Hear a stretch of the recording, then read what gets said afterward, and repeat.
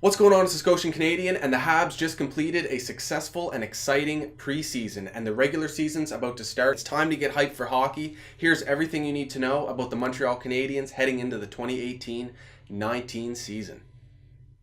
Shea Weber has been named the 30th captain in Montreal Canadiens history, and I can't be more excited about that. He is one of the most well-respected players in the league, loved by his teammates and feared by his opponents. And there's not a better guy to lead the Canadiens back to success than the Man Mountain himself. And this further proves that the Subban-Weber trade wasn't just about swapping out number one defensemen, but about bringing in a pillar to the organization who will be a role model to the young players that the Habs have acquired since that trade, and he'll have a strong impact on the Canadiens' future. Shea Weber is the epitome of consistency in the NHL. Weber has had 15 or more goals in the last 9 seasons in which he's played a full season, along with being one of the best shutdown defensemen in the league. And he is proof that natural talent combined with an extreme work ethic can turn you into a very impactful player. Weber stated in his press conference that he's been working very hard to get back to the Canadiens as soon as possible. But in the meantime, he's spending a lot of time around the team in the locker room, being a leader for them off the ice while he can't be on the ice. Now, when Weber does return, I suspect there'll be a bit of rust, whereas he's been off the ice for so long. But I'd say within about a month, he'd be back up to game speed and just as good or better than he was when he left. Because may I remind you that despite only playing 26 games last year on a broken foot and torn MCL, Weber put up 6 goals. He was on pace for his regular and typical consistent offensive numbers, despite not being nearly 100%. Shea is a beast and will be for years to come, all while wearing the historic CH and being our captain. Along with Shea Weber being named captain, waiver wire pickup from a few years ago, Paul Byron was named an assistant, and so was the workhorse himself, Brendan Gallagher. But it's important to note that this locker room has many other leaders that will be part of the leadership group even though they're not wearing a letter. Starting with our godlike goalie Carey Price, as well as turtleneck Thomas Plekanec and the underrated Jeff Petrie.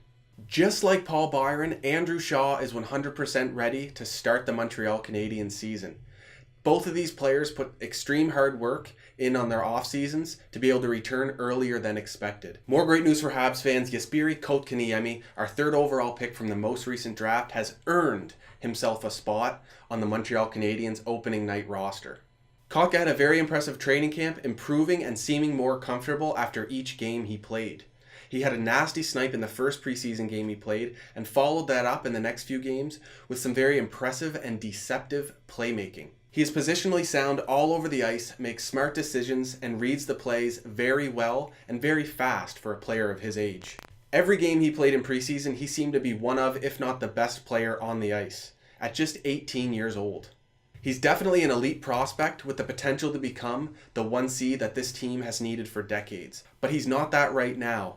He's got the natural talent, and hard work will get him there. Max Domi's official Montreal Canadiens debut will be against his father's former team. Max admittedly made a mistake in his preseason debut, letting emotions get the best of him and putting a player who's about double his size on his ass pretty quick and earning a 5-game suspension. I do think Max is going to learn from the situation and in the future keep his emotions in check. And everyone who was pissed off about that happening are probably going to forget about it real quick when Domi's out there dishing out greasy sauce passes, putting up points, all while backing down from nobody.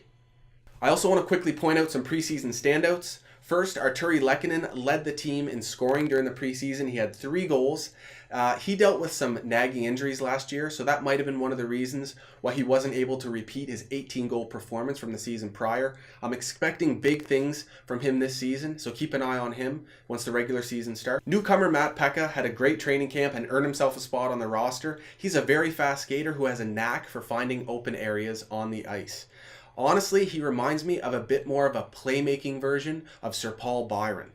Next, Tatar was one of the Habs' best forwards through preseason, playing on a line with Deneau and Gallagher, and these 3 are already starting to develop some chemistry and could be a very well-balanced top 6 line for the Habs. Keep in mind Tatar has 20 goals in each of the last 4 seasons, and he's 27, which means he's theoretically should be entering his prime hockey years. Next up, if you can believe it, 30-goal scorer Brendan Gallagher looks even more dynamic and hungry out there on the ice. He had a great preseason and was the finisher on a very nice tic-tac-toe goal, which included Kotkaniemi and Victor Mete.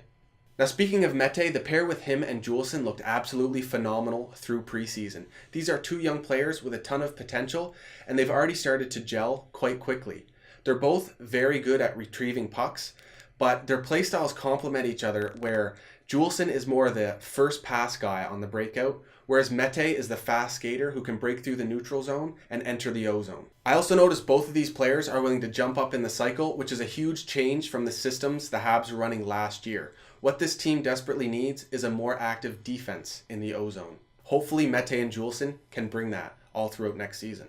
Another defenseman who had a great preseason and could have a strong impact on the Montreal Canadiens' ability to move the puck up the ice is Mike Riley. To me, other than Kotkaniemi, he was the most impressive skater throughout the entire Canadiens preseason. Not only is he defensively reliable, but he's a very fast skater, and he utilizes that to get through the neutral zone and create O-zone entries. He had 8 points in 19 games for Montreal to end the year last year, and it seems like he's starting where he left off last season. And he's also started to show some interesting chemistry with Jonathan Drouin, with some slick drop pass cycles in the O-zone, showing the willingness to pinch up in the play and some impressive passing plays on the power play. Keep an eye on him once the regular season starts. I have a feeling he is going to play some very important minutes for the Montreal Canadiens this season. The key to Montreal having a successful season will start with them coming together right out of the gate and playing some very strong team defense. They need to play responsibly in front of Carey Price so he doesn't have to save the day too often. That means forwards like Philip Deneau and Thomas Plekanec are going to have extreme defensive responsibilities, and we're going to need guys like Noah Juleson to step up in Weber's absence, as well as Mete on the other side of the ice.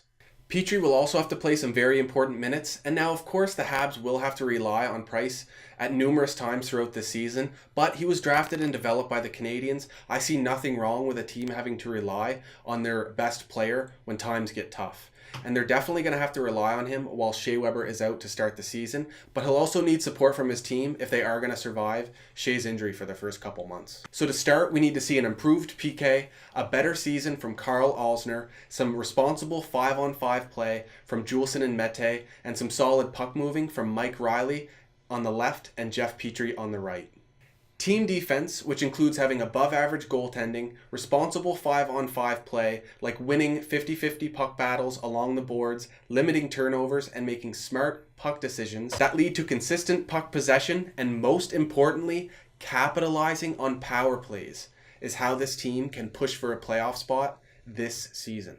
Now, with all that said, it's important to keep your expectations in check for this season. The Montreal Canadiens definitely have a bright future, as they have one of the most solid prospect pools in the league. But this season could end up being a development year. Now, I still firmly believe that the Montreal Canadiens, as of right now, are better than what they're being given credit for in the media and in the hockey community. But it's hard to say that they haven't earned a bit of that hate that they're getting in the public eye because of what happened last season. But they need to use that as motivation to be better this season, and I think they're very capable of that. Now, I'm not willing to stand here and say that the Montreal Canadiens are a lock to make the playoffs next year, but what I will say is that they are capable of it. For them to be able to do that, the opposite of what happened last year needs to happen. Pretty much everything needs to go right. We need to be able to limit the amount of injuries, knock on wood, and we need to see some serious improvement from our young core of players. They will need to start showing us what they're made of, or else it'll be very hard for the team to have on-ice success. The list of breakout candidates in the Habs forward core is long.